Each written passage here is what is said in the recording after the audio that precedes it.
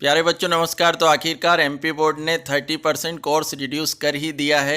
अब राहत की सांस ली होगी सबने। तो क्या तैयारी करना है अब? सब अपनी तैयारी में लग जाइए। कौन कौन सा पार्ट डिलीट हुआ है उसको देख लेते हैं। तो साइंस की बात करते हैं, विज्ञान की, कक्षा 10 की। और इसमें टोटल 16 अध्याय हैं, जिसमें से 2 अध्याय स्टूडेंट्स पूरी तरह से डिलीट कर दिए गए हैं, अध्याय 7 और एक ऊर्जा के स्रोत अध्याय 14।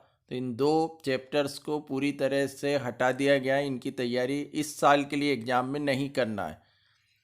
केवल इस एकेडमिक कैलेंडर के लिए इन 2 अध्याय को पूरी तरह से डिलीट कर दिया गया। बाकी जिस पे फुल लिखा है ये चैप्टर्स में कोई भी परिवर्तन नहीं हुआ है। इन अध्याय को पूरा करना है।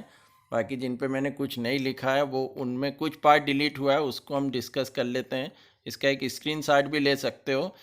तो बाकी जो पार्ट है क्या क्या डिलीट हुआ उसके बारे में हम डिस्कस करते हैं। पहले मैं सभी से निवेदन करूंगा कि इस चैनल को सब्सक्राइब कर लें, क्योंकि बहुत इंपॉर्टेंट क्वेश्चंस भी मैं लेकर आने वाला हूं बाद में।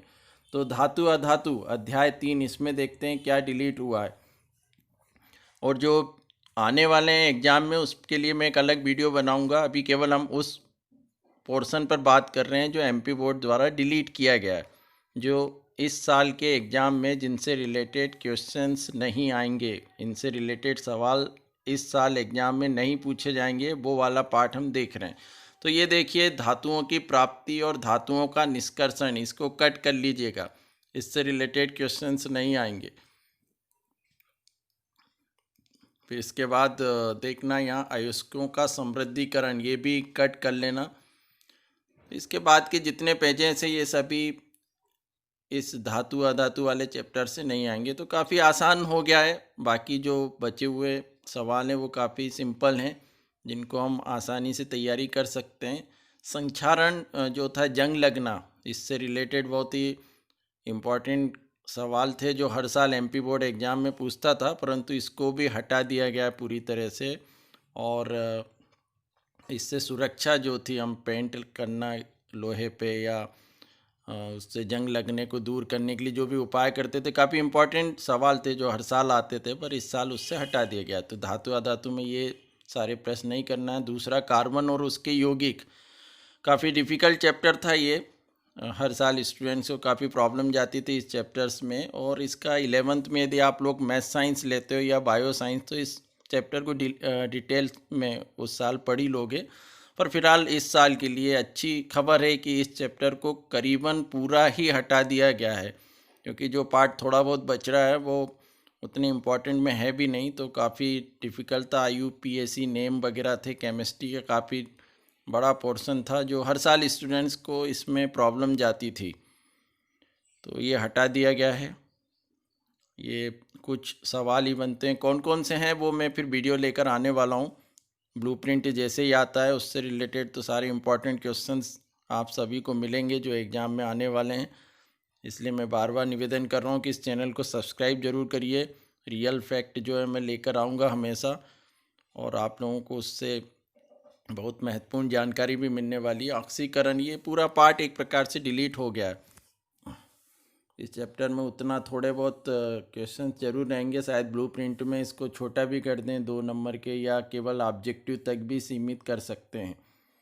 तो ये ब्लूप्रिंट प्रॉपर आ जाएगा, उसके बाद ही समझ में आएगा कि इस चैप्टर से आना क्या, क्योंकि करीबन तो सभी डिलीट कर दिया। ये CBSE के एग्ज़ाम में रिएक्शन पूछते हैं, इसमें जो लिखा है। बाकी सोप डिटर्जेंट वाला जो है, साबुन और अपमार्जक, ये काफ़ी इंपॉर्टेंट था। एमपी बोर्ड में हर साल इस टाइप के क्वेश्चंस पूछे जाते थे, पर ये भी पूरी तरह से डिलीट कर दिया। तो काफ़ी अच्छी बात है। इस चैप्टर से मैंने देखा स्टूडेंट्स काफ़ी परेशान होते थे, हटा दिया गया है। इसके बाद बाकी चैप्टर्स तो फुल हैं। 7 चैप्टर कट लगा हुआ है, पूरा ही डिलीट कर दिया, अच्छी बात है। बाकी जो फुल लिखा है वो पूरा आएगा। इसके बाद अगले चैप्टर पे देखते हैं कि क्या क्या डिलीट हुआ है। आनुवांशिकता एवं जैव विकास, इसमें देखते हैं कौन सा पोर्शन जो है नहीं करना है। तो इसमें विकास जो है वो कट कर लेना पूरा। बायो वाला पोर्शन है, काफ़ी थियोरिकल है, इसको कट कर लेना। फिर उसके बाद इसमें भी ये अनुवांशिक लक्षण वाला जो पार्ट है ये भी पूरा डिलीट हो गया है। इसके बाद कुछ पार्ट जो है वो बच रहे हैं इसमें, बाकी सभी करना है। जो पार्ट था वो डिलीट हो गया। तो थ्योरिकल है, लिखने के लिए रहेगा, बाकी याद करना रहेगा। कौन कौन से इम्पोर्टेंट है वो बाद में हम लिखेंगे। प्रकाश परावर्तन तथा अपवर्तन अध्याय 10, इसमें बेसिक कुछ डिलीट नहीं हुआ है, पूरा फुल चैप्टर करना है। पर मानव नेत्र वाले चैप्टर में कुछ टॉपिक इससे रिलेटेड एमपी बोर्ड ने दिए हैं कि गोली दर्पण से रिलेटेड कुछ क्वेश्चन जो है वो नहीं पूछे जाएंगे। तो इसमें जो गोली दर्पण की परिभाषा या स्थिति बताइए, उस टाइप के सवाल भी इस साल एग्जाम में नहीं आएंगे। अध्याय 11 मानव नेत्र तथा रंग बिरंगा संसार, इसमें मानव नेत्र इम्पॉर्टेंट था पर इस साल के एग्जाम के लिए हटा दिया गया है, इसको बिल्कुल भी नहीं करना है। मानव नेत्र और दूरदृष्टि और निकट दृष्टि दो सबसे ज़्यादा इम्पॉर्टेंट थे। हर साल एमपी बोर्ड में इससे रिलेटेड सवाल पूछे जाते थे, पर इस साल पूरा हटा दिया गया है, ये नहीं करना है। तो करना क्या है, रंग बिरंगा संसार बचा है, जिसमें तारे क्यों टिमटिमाते हैं, आकाश नीला क्यों दिखाई देता है, इस टाइप के 3 नंबर या 2 नंबर के सवाल ही पूछे जाएंगे। तो बाकी जो था इस चैप्टर में इम्पोर्टेंट वो तो सारी टॉपिक जो है हटा दिए गए हैं। तो काफ़ी कुछ रिलैक्स मिल गया है स्टूडेंट्स को। कोरोना काल था तो इसमें प्रॉब्लम्स भी थी, सही ढंग से पढ़ाई हो नहीं पा रही थी, तो ये बहुत ज़रूरी भी था। देखते हैं इसके बाद विद्युत पूरा करना है, और चुंबकीय प्रभाव वाला जो चैप्टर्स है उसमें विद्युत धारा की चुंबकीय प्रभाव, इसमें क्या हटा है वो हम देखते हैं। ये काफ़ी बड़ा चैप्टर है और इस अध्याय में स्टार्टिंग में तो काफ़ी पार्ट है जो इम्पोर्टेंट है, हम डिस्कस करेंगे। Fleming left hand right hand rule भी है, विद्युत मोटर भी है, पर विद्युत जनित्र जो जनरेटर है, इलेक्ट्रिक जनरेटर, उसको डिलीट कर दिया गया। तो उसमें प्रत्यावर्ती धारा और दृष्ट धारा के सवाल भी बनते थे, वो भी नहीं आएंगे इस साल के एग्ज़ाम में। और घरेलू परिपथ में विद्युत का उपयोग, इस टाइप से भी काफ़ी इम्पोर्टेंट पूछा जाता था हर साल, घरेलू विद्युत परिपथ, तो ये भी इस साल के लिए हटा दिया गया है।